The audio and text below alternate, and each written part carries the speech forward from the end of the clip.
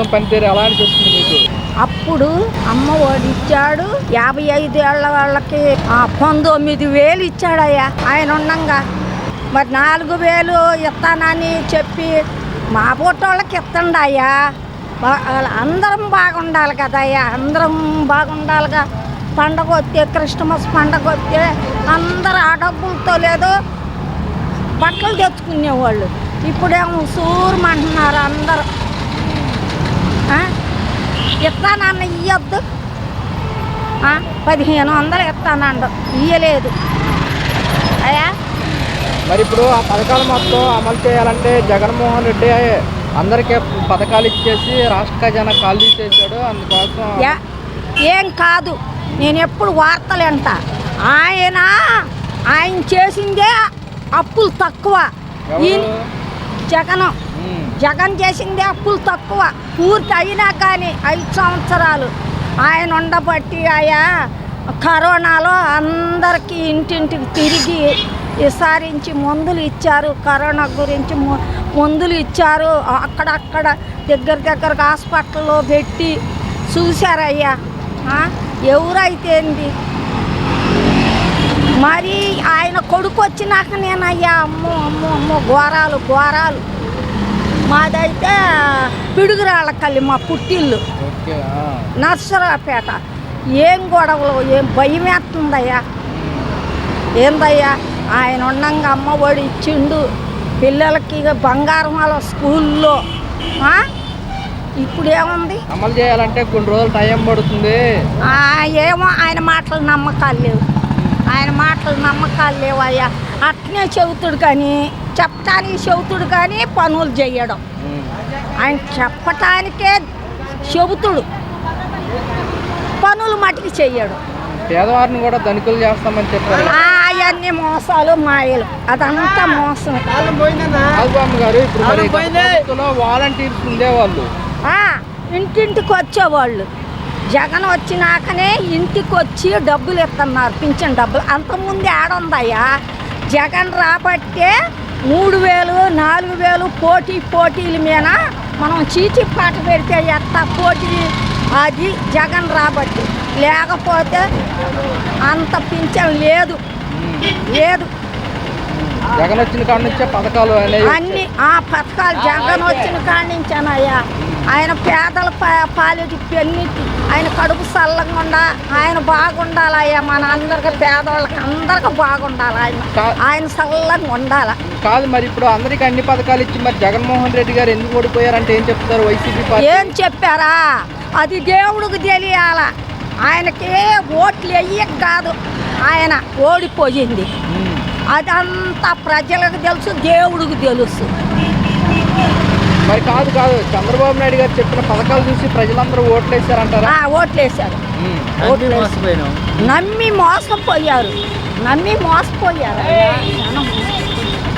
ఏంది మీకు 4,000 ఇస్తానంటే నాకు ఇస్తాండో 4,000. మరి పక్కలోళ్ళు, మరి మా పక్కంటే వాళ్ళు పక్కలోళ్ళు సూరమంటారు కయ్యా. ఏంటంటే వాళ్ళు చూస్తారు కదా. అందరం బాగుండాలి కదయ్యా. మహిళలకు 18 నాకు ఇచ్చాడయ్యా 18,000.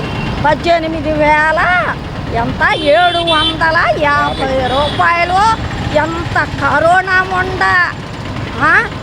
4 సంవత్సరాలు ఇచ్చాడు.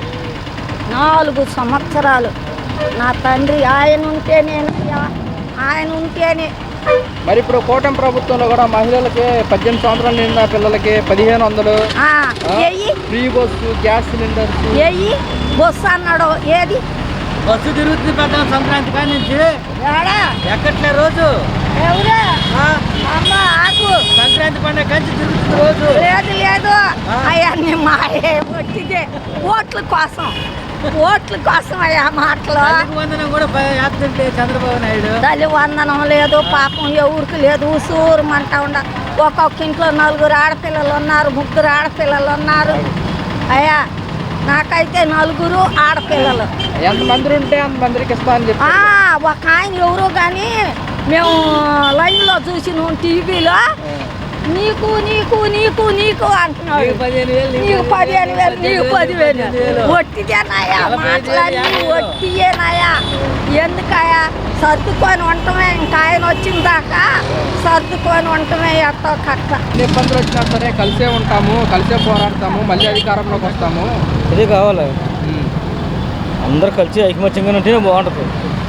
అనుకున్నాయని పనులు జరగాలి. అది సీఎం గారు కూడా చెప్తూ ఉన్నారు, చెప్పిన హామీలు నెరవేర్చడమే మా లక్ష్యము, డెవలప్మెంట్ చేస్తాము, కొంచెం టైం పడుతుంది అని చెప్పేసి కూడా. టైం పడుతుంది అంటే ఎంత ఇదిగా ఉంది కదా.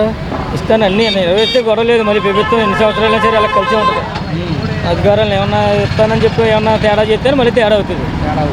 ఇస్తానని అన్ని కోరికలు నెరవేరితే ఇంక మళ్ళీ తిరిగి ఉండదు ఇది.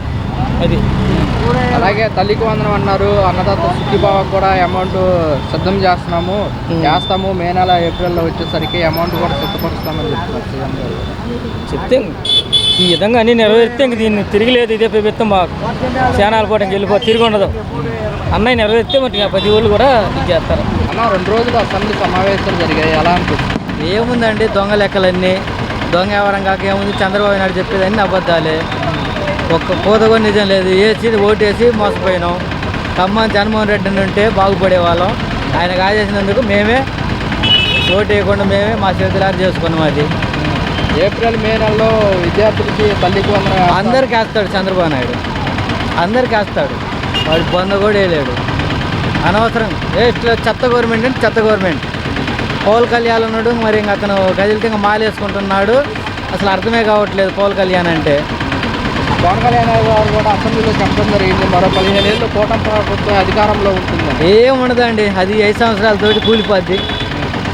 దాన్ని మించింది ఏమి లేదు. నెక్స్ట్ కాపేసి జగన్మోహన్ రెడ్డి ఎందుకని అంటారు? మిరప తోటేసి అనవసరంగా 5 ఎకరాలు వేసి 7 లక్షలు లాస్ వచ్చింది మాకు. మూటలు మోసుకోవడానికి విజయవాడ వచ్చాం ప్రకాశం డిస్టిక్ నుంచి.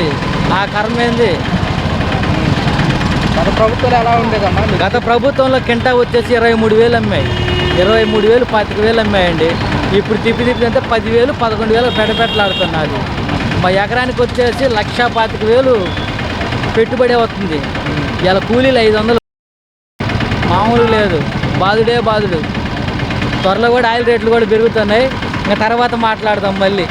కాదు, మొన్న జగన్మోహన్ రెడ్డి గారు గుంటూరు మిర్చి ఆటకు వచ్చారు కదా, రైతుల సమస్యలు. ఆయన రాబట్టే కేంద్రం కాడికి పోయింది చంద్రబాబు నాయుడు. లేకపోతే అది కూడా పట్టించుకునేవాడు కాదు. జగన్ అంటే పవరే. రాబట్టే చంద్రబాబు నాయుడు గారు గిట్టుబాటు ధర పెంచారంటారా? ఏముంది, జగన్మోహన్ రెడ్డి రాబట్టే ఆయన గిట్టుబాటు ధర ఏమి పెంచలేదండి. ఉన్న రేటే అది. గిట్టుబాటు రేట్ ఏముంది, ఉన్న రేటే ఉంది. తప్పేముంది అది. ఏం పెంచాడు ఆయన? బొంద పెంచాడు. రూపాయి బిల్ల కూడా పెంచలే అక్కడ.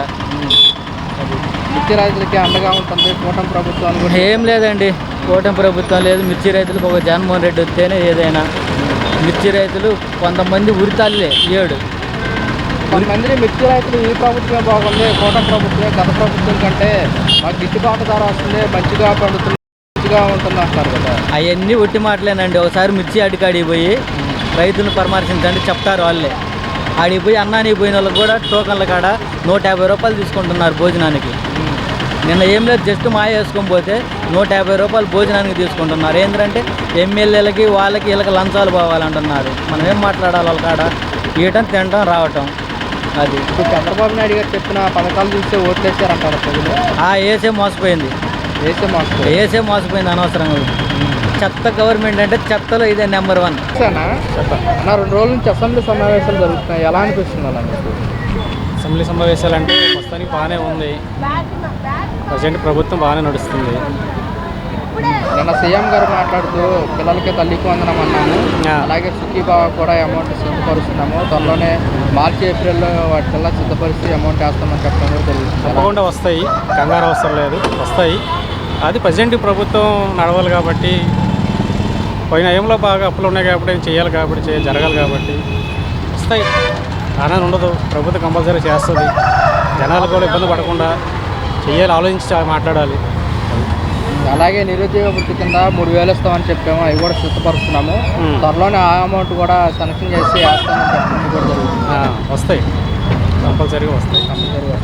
నిన్న అసెంబ్లీలో మాట్లాడుతూ పవన్ కళ్యాణ్ గారు మరో 15 ఏళ్ళు కూటమి ప్రభుత్వం అధికారంలో రావాలి, కూటమి ప్రభుత్వం కంపల్సరీగా రావాలి. ప్రభుత్వం ఇలాగే నడుస్తూ ఉండాలి, ఏ అమృతం జరగకూడదు, బాగుండాలి. మాకు ఎన్ని ఇబ్బందులు వచ్చినా సరే మేము కలిసి పోరాడతాము. చేస్తారు, అది పక్కా జరుగుతుంది. కుటుంబం మళ్ళీ మళ్ళీ వస్తుంది, జరుగుతుంది. పోయిన ఆ హయంలో ఏం చేశారు అనేది కూడా ఈ హయంలో చెప్పారు కాబట్టి చేస్తుంది.